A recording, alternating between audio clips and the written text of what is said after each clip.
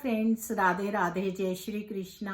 कैसे हैं आप सबको मेरा प्यार भरा नमस्कार। स्वागत है आपका क्या कहते हैं आपके नंबर में। मैं आपकी अपनी एस्ट्रोन्यूमोलॉजिस्ट ललिता टंडन। आज हम यहाँ बात करेंगे शनि के अस्त होने पर। सूर्य देव से ग्रह अस्त होते हैं। सूर्य देव अभी मकर राशि में है और जल्दी वो आ जाएंगे कुंभ राशि में, और कुंभ राशि में ही शनि देव हैं। तो यहाँ पर शनिदेव अस्त होंगे 10 तारीख को शनिदेव अस्त होंगे 1 महीने के लिए। और जब शनिदेव अस्त होंगे तो किस तरह के रिजल्ट्स रहेंगे उस पर हम बात करेंगे। कोई भी प्लैनेट जब सूर्य से अस्त होता है या सूर्य के आसपास होता है, आप देखते हो जनरली बुध और शुक्र काफी अस्त होते हैं, क्योंकि बुध हमेशा सूर्य के साथ साथ ही होते हैं। बुध आदित्य योग भी बनाते हैं और आजकल जो बुध है वो भी अस्त हो गए हैं। तो चलिए हम बात करें इस पर। उससे पहले आप सब मेरा YouTube channel astrologer Lalita Tandon like कीजिए, सब्सक्राइब कीजिए, बेल आइकॉन को जरूर दबाइए। शनि एक बहुत ही स्लो प्लेनेट है, आप सबको पता ही होगा, नहीं पता तो मैं बता रही हूँ। शनि एक बहुत स्लो प्लेनेट है, धीरे धीरे रिजल्ट्स देते हैं। एक राशि में 2.5 साल तक विचरण करते हैं। आजकल कुंभ राशि में है जो उनकी अपनी राशि है। यहाँ पर शनिदेव अस्त होने जा रहे हैं। इस अस्त होने का जो मतलब है वो यही है कि जो भी लोग शनिदेव से बहुत तरह के फायदे उठा रहे थे या जिनको बहुत लाभ हो रहा था, शनिदेव जिन राशियों पे बहुत धन लुटा रहे थे या बहुत बैंक बैलेंस बढ़ रहे थे, उनमें थोड़ा सा जो है रुकावट आ जाएगी। रुकावट कह लीजिए, या थोड़ा स्लो हो जाएगा सब कुछ। पहले ही शनिदेव स्लो हैं और ज्यादा धीरे हो जाएंगे। जिनकी शनि की महादशा चल रही है, अंतरदशा चल रही है, जिन राशियों में जैसे कि 7.5 मकर में, कुंभ में और मीन में चल रही है, या जिनकी ढैया चल रही है, उन सब राशियों के लिए तो अच्छा होगा।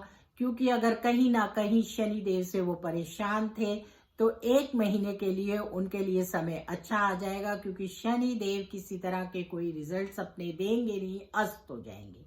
अस्त का मतलब होता है किसी चीज में, अस्त का मतलब आप ऐसे समझ सकते हैं जैसे कि सूर्य शाम को अस्त हो जाते हैं और चंद्रमा सुबह अस्त हो जाते हैं। तो चंद्रमा की रात चली जाती है और सूर्य के उदय होते ही सूर्य देव अपना प्रकाश चारों ओर फैला देते हैं और नई खुशियां आ जाती हैं। इसी तरह शाम को जब सूर्य देव अस्त होते हैं तो अंधकार छा जाता है। ऐसे ही प्लैनेट्स के साथ होता है। जब वो अस्त होते हैं तो उनके जो उनसे रिलेटेड कार्य होते हैं या जो उनसे रिलेटेड चीजें होती हैं या जिन राशियों को वो रूल करते हैं, वो सब जो है उन पर जो है असर खत्म हो जाता है, क्योंकि सूर्य देव ही फिर उसका संचालन संभाल लेते हैं। तो सूर्य की प्रार्थना, सूर्य की पूजा, सूर्य को नमस्कार करना, और 11th हाउस में सूर्य वैसे ही बहुत अच्छे रिजल्ट्स देते हैं। तो आप लोगों को लाभ होगा, आपके काम बनेंगे, आपके जो कामों में जिनको अड़चने आ रही थी उनके अच्छे काम बनने लग जाएंगे। लेकिन जिनके लिए बहुत अच्छा चल रहा था उनका काम थोड़ा धीमा हो जाएगा। इसको आप ऐसे समझ सकते हैं। तो कुल मिलाकर शनिदेव के अस्त होने पर हमारी जो दिनचर्या है उसमें थोड़ा धीमापन आ जाएगा। आप देख रहे हैं सर्दी धीरे पड़ी है। पहले सर्दी वो बर्फ पड़ी नहीं, अब बर्फ पड़ी है, क्योंकि शनि स्लो है। अब धीरे धीरे सर्दी जाएगी। कई सालों से हम देखते थे फरवरी में एकदम मौसम चेंज हो जाता था, पर आजकल अच्छी खासी ठंड है। तो सैटर्न जो है उसके बड़े स्लो रिजल्ट्स आते हैं। तो 2024 क्योंकि शनि का साल है, 8 नंबर का साल है, तो इसलिए शनि का यहाँ पर प्रभुत्व बहुत अच्छा जमा हुआ है। हाँ, लेकिन जिन लोगों को इन चीजों से दिक्कत आ रही थी उनके लिए 1 महीना बहुत ही गोल्डन पीरियड रहेगा। उनको बहुत लाभ होंगे, उनके काम बनेंगे और उन्हों को सब एक समय का सदुपयोग करना चाहिए। कुंभ राशि में भी या हेल्थ से रिलेटेड आपको जो प्रॉब्लम्स आ रही थी उनमें थोड़ा सुधार कार्य होगा। और उसी तरह से अगर आपके कहीं पेमेंट्स रुक रहे थे या आपका मेंटल पीस नहीं था या कुछ भी कह लीजिए, आपका कोई प्रॉपर्टी का कार्य रुक रहा था, तो उन सब में आपको लाभ मिलेगा।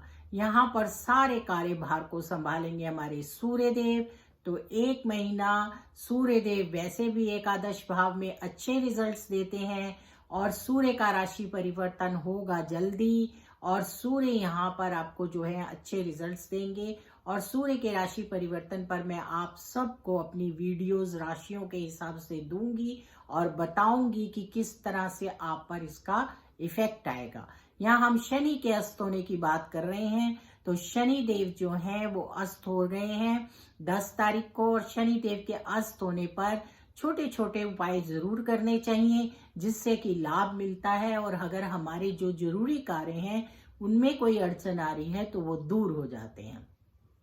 तो सबसे पहले आप सूर्य को नमस्कार करना ना भूलें, सूर्य को जल चढ़ाएं।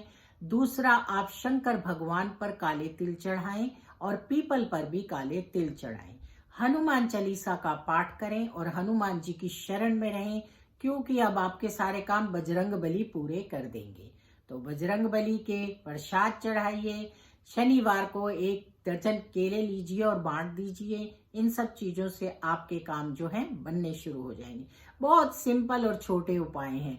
बजरंग बली का पाठ कीजिए, शनिवार को केले बांट दीजिए, लंगर में दान दीजिए, शंकर भगवान पर और पीपल पर काले तिल चढ़ाइए, घर में बड़ों का मान सम्मान कीजिए, किसी को अपशब्द मत कहिए, गरीबों का हक मत रखिए, सबका दान दीजिए, जिसका जो हक है उसे दीजिए। क्योंकि मत भूलिए 1 महीने बाद शनिदेव दोबारा उदय हो जाएंगे और जितने आपके अच्छे कर्म होंगे फिर वो उसके हिसाब से आपको अच्छे फल देंगे।